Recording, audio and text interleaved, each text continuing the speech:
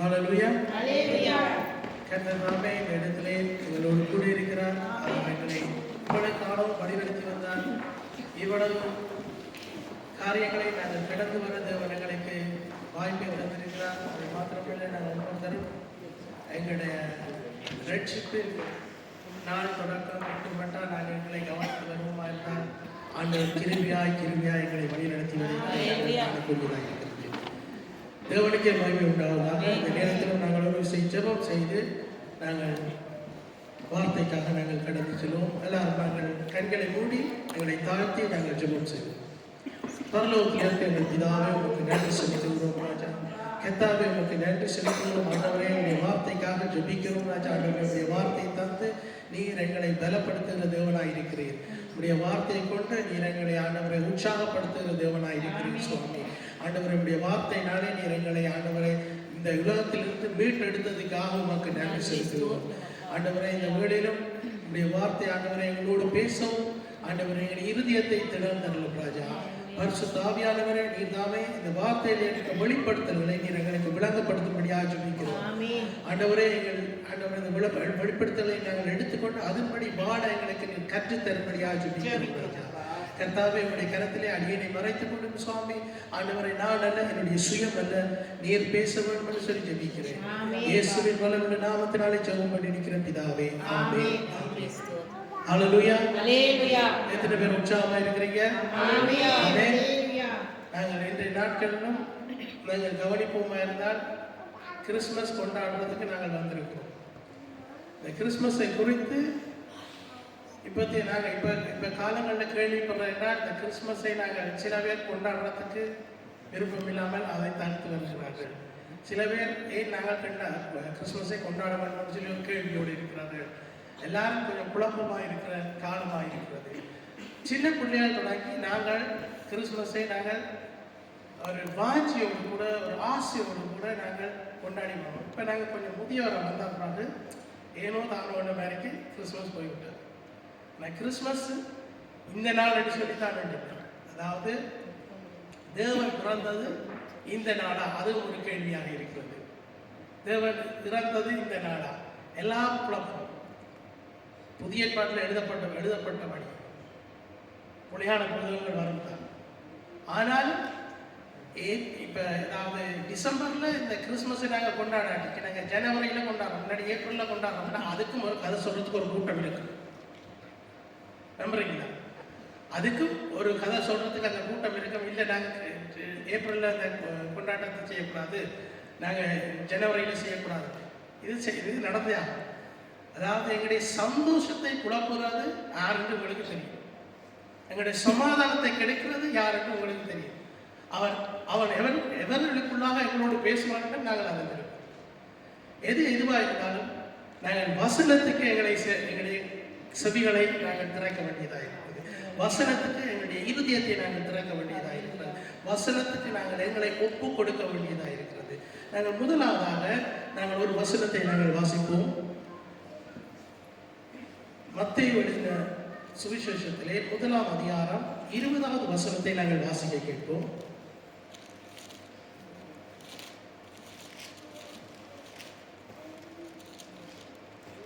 அவன் இப்படி சிந்தித்துக் கொண்டிருக்கையில் கர்த்தருடைய தூதன் சொப்பனத்தில் அவனுக்கு காணப்பட்டு, தாவீதின் குமாரனாகிய யோசேப்பே, உன் மனைவியாகிய மரியாளை சேர்த்துக்கொள்ள ஐயப்படாதே, அவளிடத்தில் உற்பத்தியாயிருக்கிறது பரிசுத்த ஆவியினால் உண்டானது.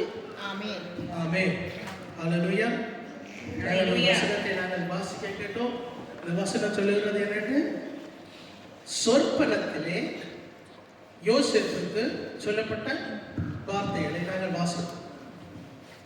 இது சொல்லப்பட்ட வார்த்தைகள் என்னென்றால், அவர் மரியாதை என்னன்னு சொல்லப்பட்டிருக்க அந்த பகுதியை வாசிங்க. கர்த்தருடைய தூதன் சொற்பனத்திலே அவனுக்கு காணப்பட்டு, தாவீது குமாரனாகிய யோசேப்பே, உன் மனைவியாக மரியாதை சேர்த்துக் கொள்ள ஐயப்படாதே, அவனிடத்தில் உற்பத்தியாயிருக்கிறது பரிசுத்த ஆவியினால் உண்டாயிற்று. அவர் இந்த வசனங்கள் சொற்பனத்திலே யோசேப்புக்கு காட்டப்பட்டது. இந்த வசனம் சொற்பனத்திலே யோசேப்புக்கு காட்டப்பட்ட அந்த வசனத்தை ஆண்டவர் அதாவது யோசேப்போடு அவர் என்ன செய்கிறார்னா பேசுகிறதுக்கு ஒரு வழி உண்டாக்கப்படுகிறது. சொற்பனத்திலே ஆண்டவர் யோசேப்போடு கூட பேசினார். இதை அவர் கேட்டு அடுத்த வசனம் என்ன சொல்லுகிறது என்றால் எசாயா 7வது அதிகாரம் 14வது வசனம் சொல்லுகிறது. அந்த வசனத்தை நாங்கள் வாசிப்போம்.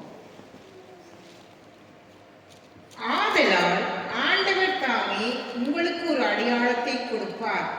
இதோ ஒரு கன்னிகை கர்ப்பவதியாகி ஒரு குமாரனை பெறுவார். அவருக்கு இம்மானுவேல் என்று பெயரிடுவார். ஆமென். ஆமென். ஹல்லேலூயா. ஹல்லேலூயா. இந்த வசனங்களை நாங்கள் வாசித்திருக்கிறோம் எசாயா புஸ்தகத்திலே. எசாயா புஸ்தகம் ஒரு தீர்க்க தரிசன புஸ்தகம் என்று நாங்கள் விளங்கி இருக்கிறோம். அது மாத்திரமல்ல, எசாயா புஸ்தகத்திலே அநேக தீர்க்க தரிசனங்களை எசாயா அதாவது அவர் ஒரு எழுத்து தீர்க்க தரிசியாக அந்த காலத்திலே வாழ்ந்து வந்தார். அவருக்கு தேவனுடைய ஆவியினால் அருளப்பட்ட இந்த தீர்க்க தரிசன காரியங்களை அவர் எழுதினார். அந்த புஸ்தகம் எழுதி எவ்வளவோ காலத்துக்கு பிறகுதான் கிறிஸ்து இந்த பூமிக்குள்ளே பிறக்கிறார். இந்த எழுதப்பட்ட இந்த எசாயாவில் எழுதப்பட்ட வார்த்தைகள் என்னென்றால், இதுவும் ஒரு கன்னிகை கர்ப்பவதியாகி குமாரனை பெறுவார், அவருக்கு இம்மானுவேல் என்று பெயரிடுவார். இந்த வார்த்தைகள் தேவனால் கொடுக்கப்பட்ட வார்த்தைகள்.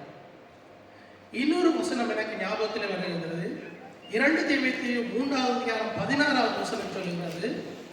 எல்லா வசனங்களும், அந்த வசனத்தை அந்த வாசிக்கணும்.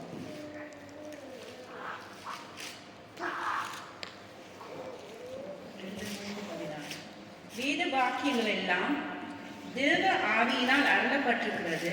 தேவனுடைய மனுஷன் தேறினவனாகவும் எந்த நற்கிரியை செய்ய தகுதி உள்ளவனாகவும் இருக்கும்படியாக. வேத வாக்கியங்கள் எல்லாம் தேவனுடைய ஆவியினால் அருளப்பட்டிருக்கிறது. அதில் அர்த்தம் என்னவென்றால், தேவனுடைய ஆவியினால் அருளப்பட்ட இந்த வாக்கியங்களை நாங்கள் எந்தெந்த காலத்தில் நாங்கள் வாசிக்கிறோம் என்று நீங்கள் கொஞ்சம் சிந்திச்சு பாருங்கள்.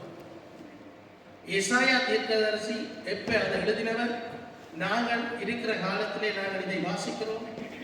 அது மாத்திரமல்ல, கிறிஸ்து பிறகுற காலத்துல நாங்கள் இருக்கேன், நாங்கள் வாசித்து தான் நாங்கள் அறிஞ்சு கொள்கிறோம். அதே மாதிரி நாங்கள் சின்னல இருந்து நாங்கள் வளர்ந்து வரைக்கும் எங்களுக்கு தாய் தகப்பன் சொன்னதை நாங்கள் கேட்டு அதுபடி நாங்கள் வளர்ந்து வந்திருக்கிறோம். என்னத்துக்கு நாங்கள் கிறிஸ்துமஸை கொண்டாடுகிறோம்? கிறிஸ்து பிறந்தது நிமித்தம். கிறிஸ்து பிறந்தது நிமித்தம் நாங்கள் கிறிஸ்துமஸை கொண்டாடுவோம்.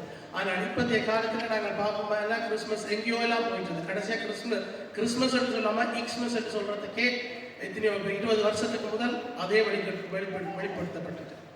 இந்த கிறிஸ்துவை வெட்டி எக்ஸ்மஸ் சொல்லி விளம்பரத்துக்காக அவர்கள் அப்படியாக பாவிக்க தொடங்கிட்டார்கள். உலகமும் அது செய்து வருகிறார்கள். ஏற்கனவே கிறிஸ்து வேண்டாம் என்று சொன்ன அதே ஜனங்கள் தான் இப்ப உலகத்திலே இதை செய்து வருகிறார்கள். இது மாத்திரமல்ல, தேவனை அறிந்த பிள்ளைகளும் கூட அறியாமையின் நிமித்தம் இப்படியாக நடந்து கொண்டிருக்கிறார்கள். அவர்களும் கூட அதை அந்த எக்ஸ்மஸ் சொல்ற ஒரு ஃபேஷனா, ஒரு மொடர்னா அதை பாவிச்சு வருகிறார்கள். எதுவா இருந்தாலும் வசனம் தேவனுடைய ஆவியினால் அருளப்பட்ட வசனம். அந்த வசனங்கள் எங்களுக்கு இன்றைக்கும் நாளைக்கும் நேற்றும் ஒரே வசனமா இருக்கிறது. அப்படியாகத்தான் நாங்கள் புதிய ஏற்பாட்டை நாங்கள் வாசிக்கிறோம். என்னென்னு சொல்லப்பட்டிருக்கிற வசனம் உங்களுக்கு ஞாபகம் வருதா? இந்த வசனம் தேவன் நேற்றும் இன்றும் என்றும் அந்த வசனங்கள் நீங்கள் அறிந்திருக்கிறீர்கள். இப்படியாக அதாவது மரியாதைக்கு கொடுக்கப்பட்ட அந்த வார்த்தை என்ன சொல்லப்பட்டது? யோசேப்புக்கு கொடுக்கப்பட்ட அந்த வார்த்தை அவளை சேர்த்துக்கொள் என்று சொல்லி சொல்லப்பட்டிருக்கிறது. அடுத்தது நாங்கள் மத்தேயு 2வது அதிகாரம் 12வது வசனம் 13வது வசனங்களை வாசிப்போம்.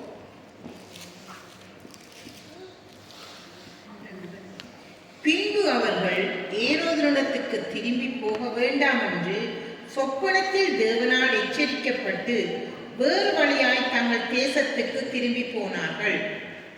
அவர்கள் போன பின்பு கர்த்தருடைய தூதன் சொப்பனத்தில் யோசேப்புக்கு காணப்பட்டு, ஏரோது பிள்ளையை கொலை செய்ய தேடுவான், ஆதலால் நீ எழுந்து பிள்ளையையும் அதன் தாயையும் கூட்டிக் கொண்டு எகிப்துக்கு ஓடிப்போய் நான் உனக்கு சொல்லும் வரைக்கும் அங்கே இரு என்றான். அந்த மூவரும் அந்த இடத்திலே வந்து இயேசு கிறிஸ்துவை பாதையினாவை பார்க்குற இடத்துக்கு வந்த இடத்துல அவர்களுக்கு சொற்பனத்திலே சொல்லப்படுகிற ஒரு காரியம். இதெல்லாம் நீங்கள் அறிந்திருக்கிறீர்கள் தானே? ஒவ்வொரு முறையும் நீங்கள் கிறிஸ்மஸை பற்றி நீங்கள் படிக்கல, கிறிஸ்மஸை பற்றி நீங்கள் வார்த்தைகளை கேட்கல. உங்களுக்கு சொல்லப்பட்டு சின்னதிலிருந்து எங்களுக்கு தெரியும். மூவி ராசாக்கள் வருவார்கள், அவர்கள் ஏறுவது அந்த அரசனிடத்தில் போய் கேட்கிறார்கள். கேட்கிற இடத்துல அவர் சொல்லுவார், எங்கே அந்த கிறிஸ்து எங்கே பிறந்திருக்கிறார், ராஜா தூதருடைய ராஜா எங்கே பிறந்திருக்கிறார் சொல்லி அவர்கள் அறிகிறதுக்கு அந்த இடத்துக்கு போனார்கள். அவர்கள் அந்த இடத்துக்கு சென்று கிறிஸ்துவை பாலகனாக இருக்கிற அந்த கிறிஸ்துவை குழந்தையாக இருக்கிற அந்த கிறிஸ்துவை அவர்கள் கண்டு திரும்பவும் அவர்கள் வேறு வழியாய் போகிறார்கள். இது எல்லாத்துக்கும் என்னது சொற்பனம்னு சொல்லி நாங்கள் வாசித்து கொண்டு போவோம். அவர்கள் அந்த காலகட்டம் இந்த காலகட்டம் ஆண்டவர் கனவுகளுக்கூடாய் ஆண்டவர் பேசுகிறது. நாங்கள் பைபிளில் நாங்கள் கணக்கு இடங்களில் நாங்கள் கவனிக்கலாம். ஆண்டவர் கனவுகளுக்கூடாய் பேசுகிறது. தனிய கனவுகளுக்கூடாய் தான் பேசுகிறவர்கள் நான் சொல்ல வரையில வசனத்துக்கூடாய் பேசுகிறது, அடையாளங்களுக்கூடாய் பேசுகிறது, தரிசனங்களுக்கூடாய் பேசுகிறது. இப்ப உங்களுக்கு ஒரு கேள்வி, ஆண்டவர் உயிருள்ளவர் தானே? ஆண்டவர் ஜீவிக்கிறவர் தானே? நான் நம்பி இருக்கிறதவன் இன்னால் என்று நான் அறிந்திருக்கிறேன். ஆண்டவர் உங்களோடு பேசுகிறார். உங்களோடு தேவன் பேசுகிறார். இந்த கேள்வியை நீங்கள் உங்களுக்கே எடுத்துக்கொள்ளுங்கள்.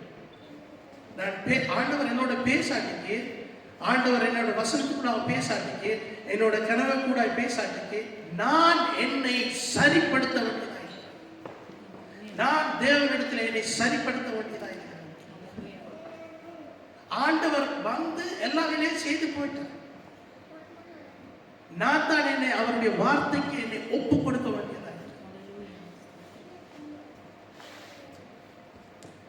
நாங்கள் எங்களுடைய வாழ்க்கையை நாங்கள் ஒரு முறை நாங்கள் கண்ணோக்கி பார்ப்போமா என்றால், இப்போ இவ்வளவு வருஷம் வயசாக போச்சு, 47 வயசு, 40 வயசு, 50 வயசு, 60 வயசாக போச்சு.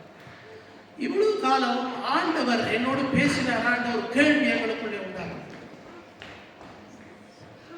சிறியவர்கள் கூடத்தான், சிறியவர்களும் கூடத்தான் ஆண்டவர் எங்களோடு பேசுகிறாரா? நாங்கள் நாங்கள் ஞாயிற்றுக்கிழமை தோறும் தேவனுடைய ஆலயத்தில் வந்து மெசேஜை கேட்கிறோம், பாடல்களை பாடுகிறோம், தேவனுக்குள்ளே வளருகிறோம். அவர் எங்களோடு பேசுறதை நாங்கள் கேட்க வேண்டும். கம்யூனிகேஷன் வந்து 2 பேர் சம்பந்தப்படுவதற்காக, 2 பேர் சம்பந்தப்பட்ட ஆண்டவர். நாங்கள் ஜெபத்தில் அவரோடு பேசும்போது நாங்கள் எங்களுடைய ஜெபங்களை செய்துவிட்டு உடனே நாங்கள் எழுப்பி போய்விடக்கூடாது. நாங்கள் கொஞ்சம் டைம் நாங்கள் அவரோட இருக்கணும், மௌனமாக இருக்கக்கூடாது. என்னடா எங்களுடைய சுபாவம் வந்து எங்களுக்கு எது பிரச்சனைகள், எங்களுக்கு எது துன்பங்கள், எங்களுக்கு எது கஷ்டங்கள் வந்தால் அதை நாங்கள் மற்றவர்களுக்கு பலவலாண்டும் எங்களுடைய வாயினாலே சொல்லிவிடுவோம். இதே மாதிரி தான் ஜெபத்தையும் நாங்கள் ஏற்படுத்துவோம். தேவனிடத்தில் போய் நாங்கள் எங்களுடைய இருதயத்தில் இருக்கிற சகல பாரமான காரியங்களை உரைக்கி வைத்துட்டு நாங்கள் எழுப்பி போயிடுவோம். ஆண்டவர் வந்து அதுக்கு பதில் சொல்லை காட்டி நாங்கள் எழுப்பி போயிடுவோம். இதோடு எங்களுடைய பிரேயர் டைம் க்ளோஸ். நாங்கள் அடுத்த வசனத்தை நாங்கள் கவனிப்போம். 2வது அதிகாரம் 19வது வசனம், 22வது வசனத்தை நாங்கள் பார்ப்போம். ஏரோது இறந்த பின்பு கர்த்தருடைய தூதன் எகிப்திலே யோசேப்புக்கு சொப்பனத்தில் காணப்பட்டு, நீ எழுந்து பிள்ளையையும் அதன் தாயை கூட்டிக் கொண்டு இஸ்ரவேல் தேசத்துக்கு போ, பிள்ளையின் பிராணனை வாங்க தேடினவர்கள் இறந்து போனார்கள் என்றான். அவன் எழுந்து பிள்ளையையும் அதன் தாயையும் கூட்டிக் கொண்டு இஸ்ரவேல் தேசத்துக்கு வந்தான். ஆகிலும்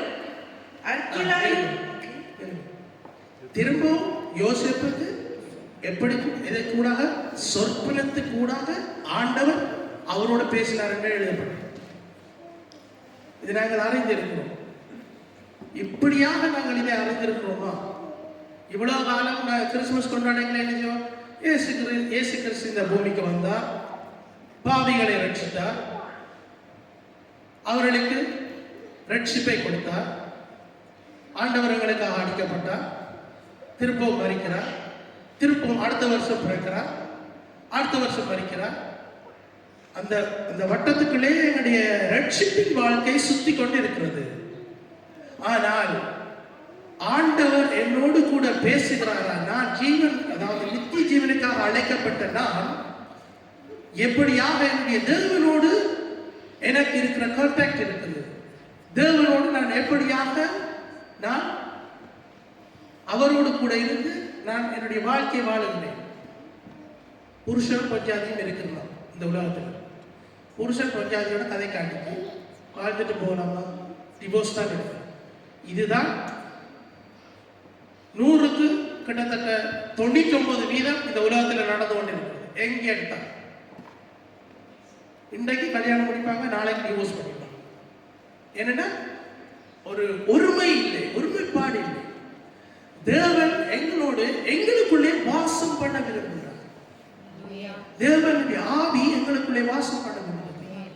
நான் தேவனுக்காக என்னை நான் ஒப்புக் கொடுக்க வேண்டியதா இருக்கிறது. எனக்கு இருக்கிற காரியங்கள் இருக்குதான். நான் இந்த உலகத்திலே உயிரோடு இருக்க மாட்டேன். உபத்திரவங்கள் உண்டு, ஆனாலும் திடன் கொள்ளுங்கள், தேவன் அதை செய்தார் என்று வசனம். இயேசு கிறிஸ்து பிறக்கிறது ஒவ்வொரு வருஷமும் பிறப்பார். ஆனா ஒவ்வொரு வருஷமும் பிறக்கிறதா அந்த நாட்களில் தான் நாங்கள் நினைவு கூறணும் சொல்லி ஒரு இடத்துல எழுதப்பட்டிருக்கிறது. அவர் தினமும் என்னோடு கூட உயிரோடு இருக்கிறார் என்றதை நான் எனக்குள்ள எடுத்துக்கொள்ளணும். அது மாத்திரமல்ல, அவர் என்னோடு பேசுகிறாரா? நான் தேவனிடத்திலிருந்து பதில்களை நான் எடுத்துக்கொள்கிறேனா? இப்படியான ஒரு வாழ்க்கையை நாங்கள் உண்மையாகவே நாங்கள் வாழ கற்றுக்கொள்ள வேண்டியதாக இருக்கிறது. எங்களை நாங்கள் தேவனுக்கு ஒப்புக் கொடுக்க முடியாது. உலகத்தின்படி நாங்கள் பார்க்கும் மாதிரி தான் நாங்கள் எவ்வளவு அர்ப்பணித்து இன்றைக்கு கூட நீங்க எல்லாரும் இவ்வளவு பண்ணன நீங்க ஆராதனைக்கு வந்திருக்கிறீங்க. உண்மையாகவே கர்த்தருக்கு ஸ்தோத்திரம். ஏனென்றால் எங்களுடைய ஆராதனை இந்த டைம் இல்லை. எங்களுடைய ஆராதனை 2:30 மணிக்கு நாங்கள் எங்களுடைய ஆராதனையை தொடர்கிறோம். நாங்கள் இன்றைக்கு 5 மணி 4 மணிக்கெல்லாம் எழுப்பி நாங்கள் வெள்ளத்தோடு இந்த இடத்துக்கு வந்தோம். அவ்வளவுக்கு நாங்கள் எங்களை அர்ப்பணிக்கிறோம். ஆனால் அதன்படி ஆண்டவரோடு வாழ கற்றுக்கொள்ள வேண்டியதாக எல்லா பகுதிகளிலும் எங்களுடைய வாழ்க்கையிலே எல்லா பகுதிகளிலும் நாங்கள் ஆண்டவருக்கு அந்த இடத்தை கொடுக்க வேண்டியதாக இருக்கிறோம். எங்கெங்கெல்லாம் எங்களுடைய இருதயத்திலே நாங்கள் மறைத்து வைத்திருக்கோமோ, ஆனால் எங்களுக்கு இந்த இடத்துல நான் தனியே தான் நான் டிசைட் பண்ணணும், இதுகளை குறித்து நான் தான் டிசைட் பண்ணணும், அப்படி செய்யாது. பரிசுத்த ஆவியானவர் உங்களோடு கூட இருக்கிறார். அவருக்கு நாங்கள் அதாவது எழுப்பினோட அவற்றை கையில அந்த நாளை ஒப்பு கொடுத்து பரிசுத்த ஆவியான நீர் என்னை வழி நடத்தும். அப்படியாக நாங்கள் எங்களுடைய இருதயத்திலே நாங்கள் எல்லா முழு இருதயத்தோடும் முழு ஆத்மாவோடும் தேவனை நாங்கள் தரிசிக்க வேண்டியதாக. 22வது வசனம் வாசிட்டீங்களா? 22வது வசனம்.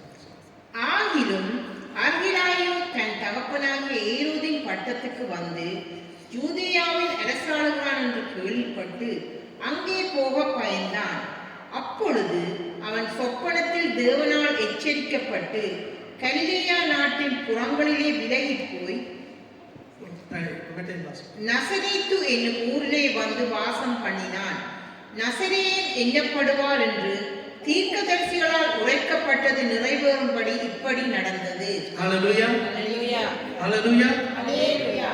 இதில் நாங்கள் கவனிக்கிறோம் என்னென்றால், கிறிஸ்து இந்த பூமிக்கு வருகிறார், கிறிஸ்து இந்த பூமிக்குள்ளே பிறக்க போறார் என்று சொல்லி எவ்வளவு உரைக்கப்பட்ட தீர்க்கதரிசி எசாயாவின் புஸ்தகத்தில் எழுதப்பட்ட வார்த்தைகள் நிறைவேறுகிறது. அது நிறைவேறுகிறது நிமித்தம் நாங்கள் உலகம் எங்களுக்கு கொடுக்கிற பிக்சர், உலகம் எங்களுக்கு கொடுக்கிற ஒரு படம் என்னென்றால், இயேசு கிறிஸ்து இப்படியான ஒரு வசதி இல்லாத இடத்திலே பிறந்தார். இதுதான் உலகம் எங்களுக்கு கொடுக்கிறது. தேவனுடைய குமாரன் இந்த பூமிக்கு வருவார் என்றார்.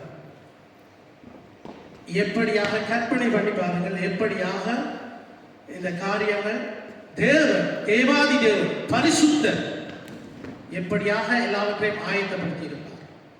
இன்றைக்கு சிம்பிளா ஒரு படம் நடிக்கிறோம், ஒரு பாட்டு பாடுறோம், வர்றனாலே பெரிய பென்ஸ்கார், ரெட் கார்பெட்,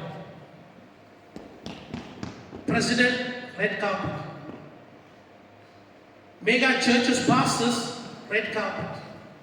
நீங்க நினைக்கிறீங்க இயேசு கிறிஸ்து பிறந்த இடத்துல தனியா அந்த கழுதையும் மாடும் மரியாளும் யோசேப்பு தான் இருந்தார்.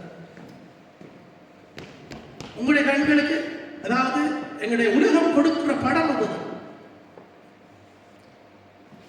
அவர் பிறக்கிற நேரம் வான தூத சேனைகள் எல்லாம் அந்த இடத்திலே வந்திருக்கிறது.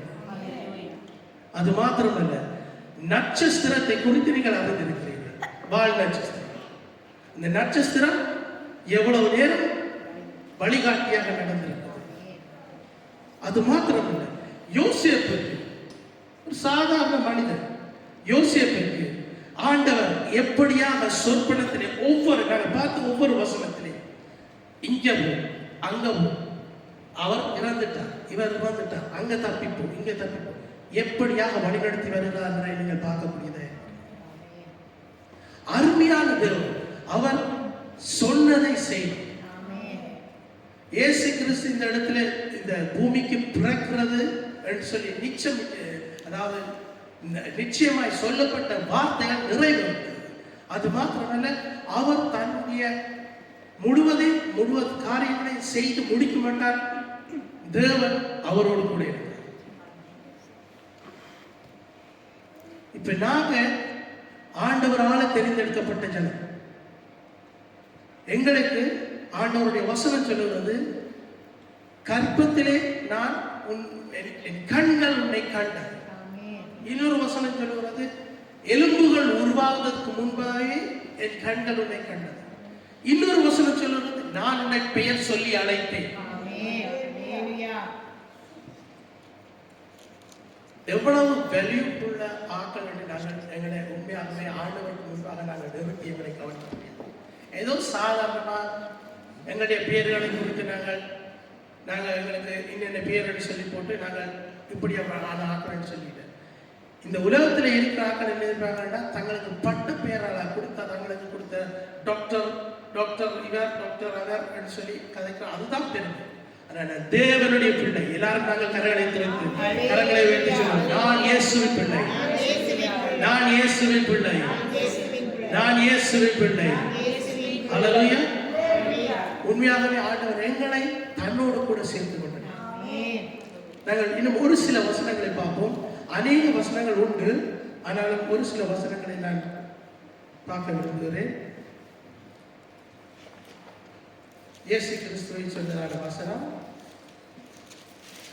மீகா 5வது அதிகாரம் 2வது வசனத்தை நாங்கள் பார்ப்போம். எப்பிராத்தா எனப்பட்ட பெத்லெகேமே, நீ யூதேயாவில் உள்ள ஆயிரங்களுக்குள்ளே சிறியதாயிருந்தும் இஸ்ரவேலை ஆளப்போறவர் உன்னிடத்திலிருந்து புறப்பட்டு என்னிடத்தில் வருவார். அவருடைய புறப்படுதல் அநாதி நாட்களாகிய பூர்வத்தினுடையது. ஆமென். இந்த வசனம் என்னத்தை குறிக்கிறது? இயேசு கிறிஸ்துடைய பிறப்பை குறிக்கிறது. எங்க பிறப்பார் என்று சொல்லப்பட்டிருக்கிறது.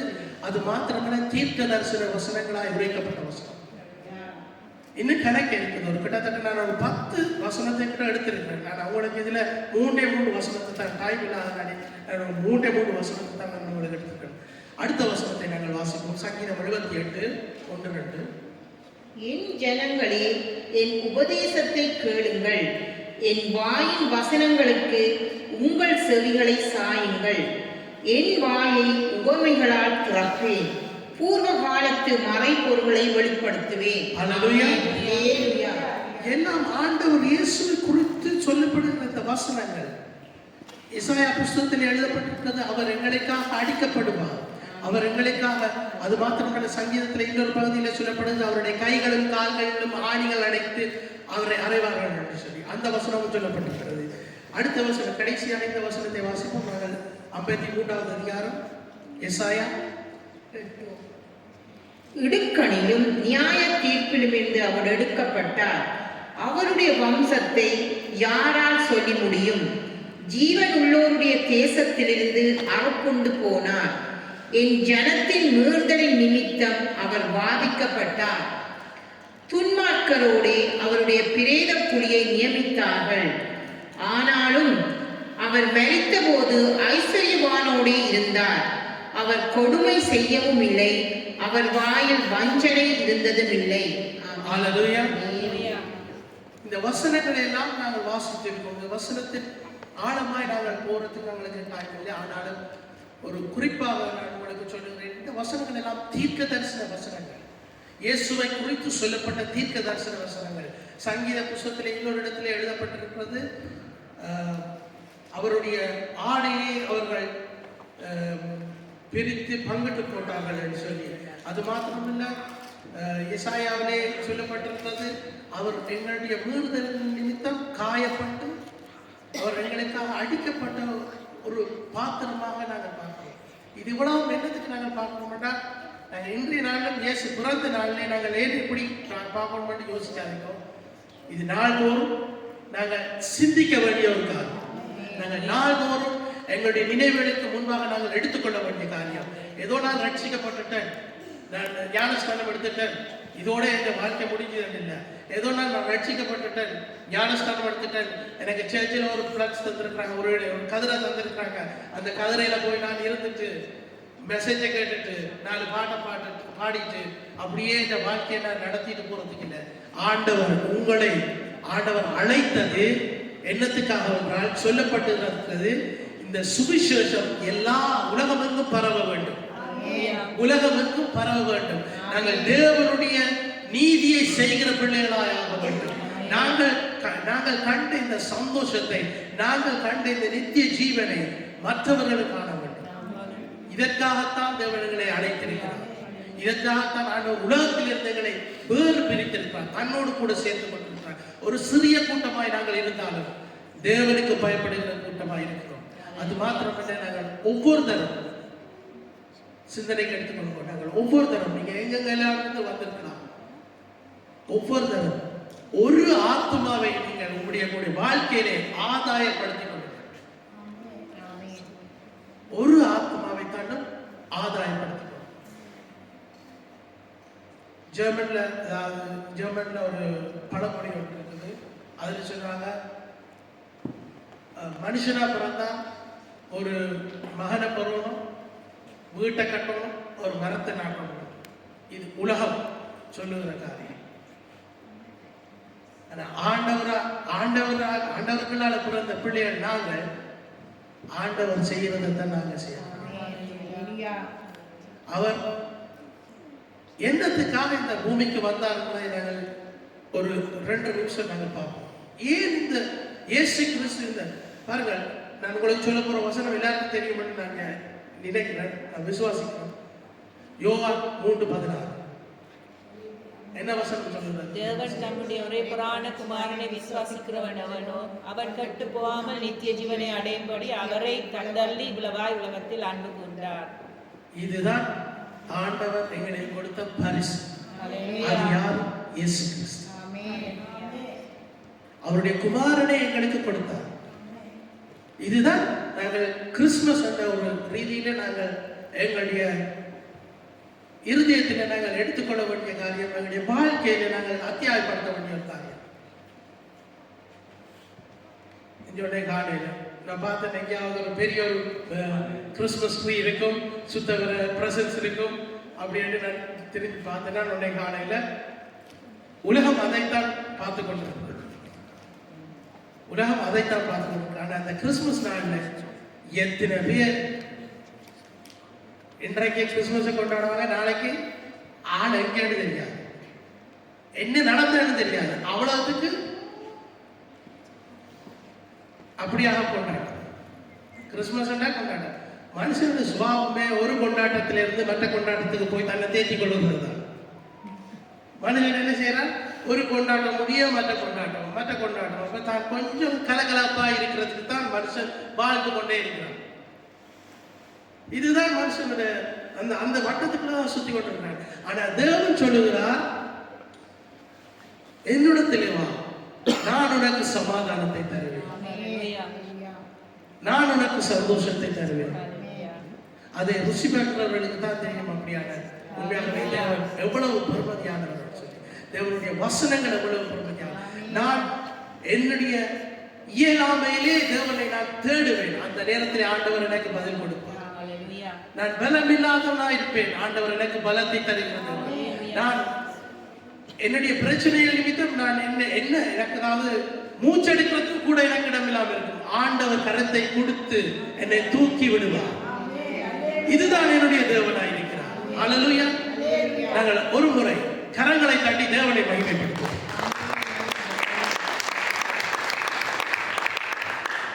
நாங்கள் அப்படியாக எல்லாருமாக எழுப்பி நின்று தேவன் தந்த வார்த்தைக்காக நாங்கள் நன்றி செலுத்தி இந்த ஆராதனை நாங்கள் முடித்துக் கொள்வோம்.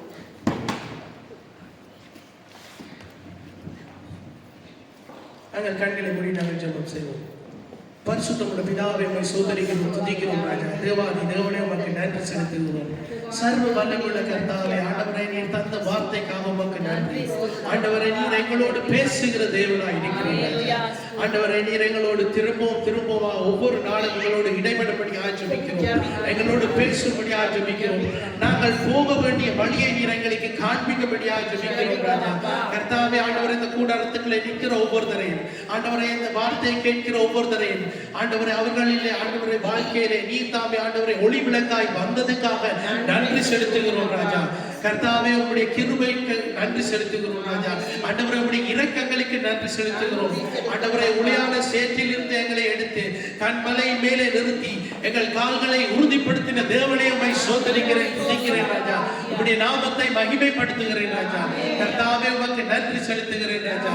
ஆண்டவரே, நீர் தந்த ஒவ்வொரு வார்த்தைகளையும் எங்களுடைய இருதயத்திலே நாங்கள் எடுத்துக்கொண்டு அதன்படி நாங்கள் வாழ நீர் எங்களுக்கு கற்றுத் தரும்படியாக ஜெபிக்கிறோம். பரிசுத்த ஆவியானவரே, நீர் எங்களோடு பக்கத்துணையா இருக்கிறதுக்காக நன்றி செலுத்துகிறோம். எங்களை சரியான பாதையிலே நீர் வழிநடத்துவதற்காக நன்றி. தேற்றுகிற வாழலை நீர் எங்களை தினமும் தேற்றுகிறதுக்காக நன்றி செலுத்துகிறோம். இயேசுவின் வல்லமையுள்ள நாமத்தினாலே ஜெபம் பண்ணி நிற்கிற பிதாவே, ஆமென்.